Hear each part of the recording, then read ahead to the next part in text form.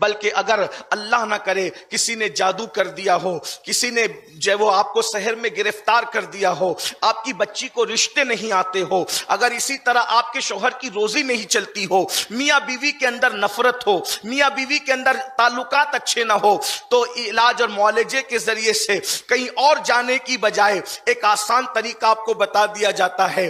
اپنی حاجتوں کو اپنے اللہ کی بارگاہ میں پیش کرنے کی کوشش کریں۔ یہ اسلام ہی ہے جو انسان کا تعلق براہ راست اللہ سے جوڑتا ہے۔ ہمارے یہاں اللہ رب العزت سے مناجات کرنا بہت آسان ہے، اللہ رب العزت کو پکارنا بہت آسان ہے۔ ہمارے یہاں یہ چیز نہیں ہے کہ فلاں کو ساتھ لے کر کے جاؤ گے تو ہی خدا کی بارگاہ میں کھڑے ہو سکتے ہو، اور فلاں کے ذریعے سے جاؤ گے تو ہی اللہ کی بارگاہ میں کھڑے ہو سکتے ہو۔ نہیں، ہم تو اللہ رب العزت سے ہم کلام اس سعادت کے ساتھ ہو سکتے ہیں کہ ادھر ہاتھ اٹھایا، مناجات شروع کر دی، اور بندہ اللہ سے گویا کہ محو گفتگو ہو گیا، محو ہم کلام ہو گیا۔ وہ کس طریقے سے فرمایا گیا؟ اچھی طریقے سے وضو کرو، اور اس کے بعد جب سب لوگ رات کو سو جائیں، کائنات میں سناٹا چھا جائے، اس وقت تو 2 رکعت نفل نماز اس شان سے پڑھو کہ گویا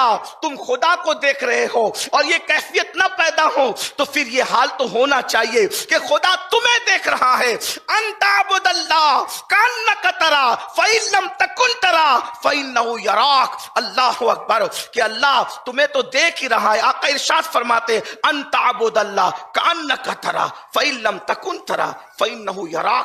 گویا تم اللہ کو دیکھ رہے، اور یہ کیفیت نہیں ہوتی تو یہ سوچو کہ اللہ تمہیں دیکھ رہا ہے، اور وہ تو تمہیں دیکھ ہی رہا ہے۔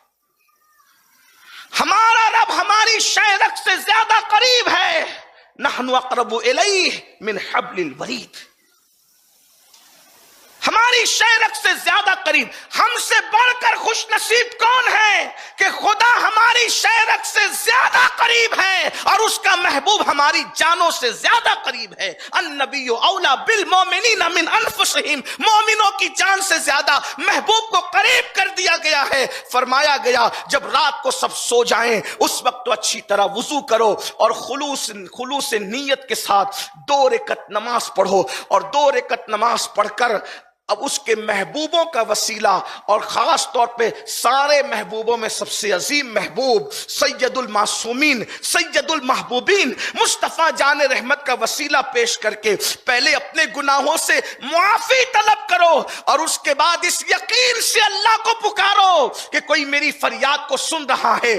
کسی نے مجھ سے وعدہ کیا ہے ادعونی استجب لکم، مجھ سے مانگو میں تمہیں عطا کروں گا۔ اس یقین کے ساتھ سب کا وعدہ جھوٹا ہو سکتا ہے، رب کا وعدہ جھوٹا نہیں ہو سکتا، اور اس کے بعد پورے یقین سے محبوب کا وسیلہ دے کر کے مانگو۔ نہ ملے تو پھر کہنا ہمیں کسی اور دروازے پر جا کر ایمان کا سودا کرنے کی ضرورت نہیں ہے۔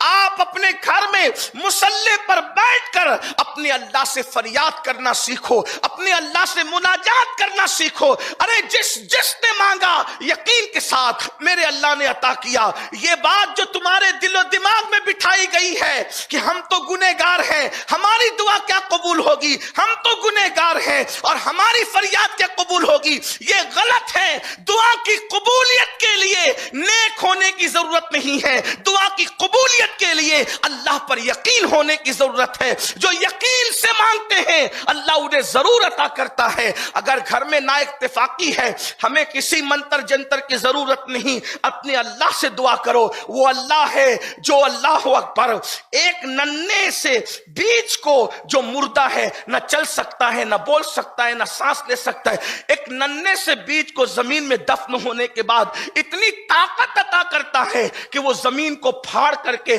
کوپل کی شکل میں نکلتا ہے۔ جو بیج کو اتنی طاقت دیتا ہو، کیا وہ ہمارے درمیان محبتوں کے بیج نہیں بو سکتا؟ کیا وہ ہمارے درمیان محبتوں محبتوں کی بہاریں نہیں لا سکتا، اور کائنات میں محبتیں کس کی وجہ سے ہے؟ اسی کی مرضی سے ہے۔ اگر وہ چاہے تو ماں اور بچے میں محبت پیدا کر دے، اور وہ نہ چاہیں تو جنم دینے کے بعد بچے کو ماں ہاسپٹل میں پھینک کر کے بھاگ جاتی ہے۔ وہی ماں ہے، ایک جگہ ماں جان دے رہی ہے، دوسری جگہ پھینک کر کے بھاگ رہی ہے۔ تو یہ کس کا نظام ہے؟ یہ اسی کا نظام ہے۔ وہ چاہے تو اتنی ممتا پیدا کر دے کہ ماں اپنے بچے پہ سب کچھ قربان کر دے، اور اگر وہ چاہے تو اللہ رب العزت ممتا نہ پیدا کرے تو ماں خود بچے کی جان لینے کے لیے تیار ہو جاتی ہے۔ تو یہ سب اللہ کا نظام ہے۔ اللہ رب العزت محبتیں بھی پیدا کرتا ہے، وہ محبتیں اٹھاتا بھی ہے۔ اس لیے اگر نفرتوں کا ماحول ہے، اللہ سے فریاد کرو۔ بچیوں کو رشتے نہیں ہیں، اللہ سے فریاد کرو۔ بس شرط اتنی ہے،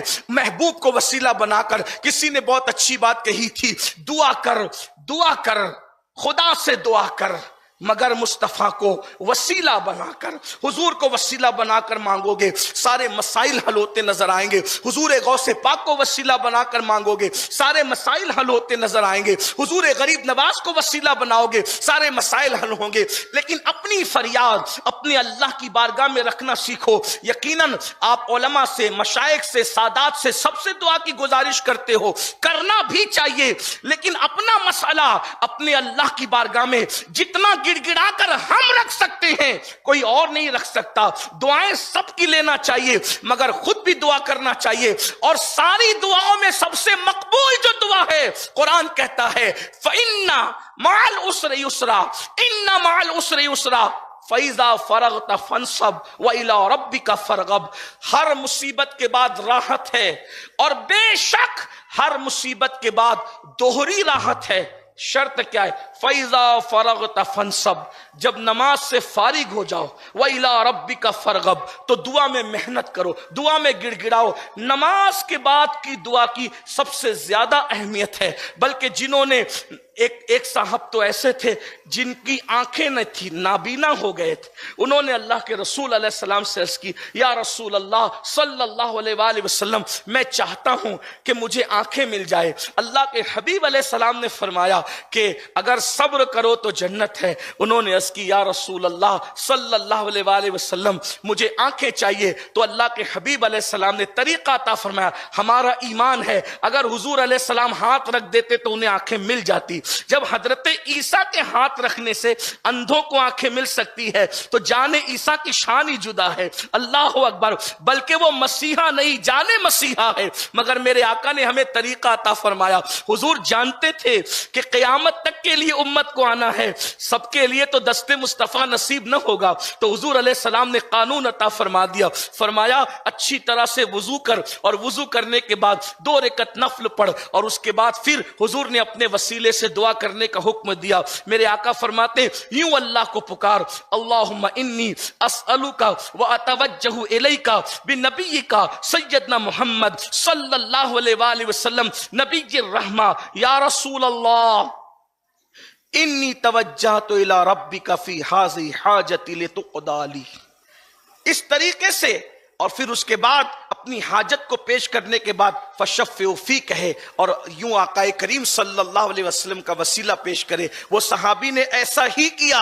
جب انہوں نے کیا، اللہ نے ان کی آنکھوں کو روشن فرما دیا، ان کی آنکھیں روشن ہو گئی۔ اب یہ تو حضور نے ان کو بتایا تھا۔ حضرت عثمان غنی کے دور میں ایک صحابی تھے، وہ ان کی طرف حضرت عثمان غنی کی توجہ نہیں ہوتی تھی، تو ایک صاحب سے انہوں نے شکایت کی، یہ تو میری طرف توجہ ہی نہیں کرتے۔ تو انہوں نے یہی دعا اور یہی نماز ان کو سکھائی کہ نماز پڑھ کے یوں دعا کرو۔ انہوں نے جیسے ہی جو ہے اس طرح سے کیا، حضرت سیدنا عثمان غنی ان کی طرف متوجہ ہوئے۔ تو یہ اللہ کی بارگاہ کی طرف آؤ۔ اللہ رب العزت سے جو ہم دور ہو گئے، اللہ ہم سے قریب ہے، ہمیں اللہ سے قریب آنے کی ضرورت ہے۔ حضور ہم سے قریب ہے، ہمیں حضور سے قریب ہونے کی ضرورت ہے۔ اور یاد رکھنا، اسلام تو پھر ہمیں بہت بلندی پر لے جاتا ہے، تو اپنے مسائل کو اللہ کی بارگاہ میں رکھ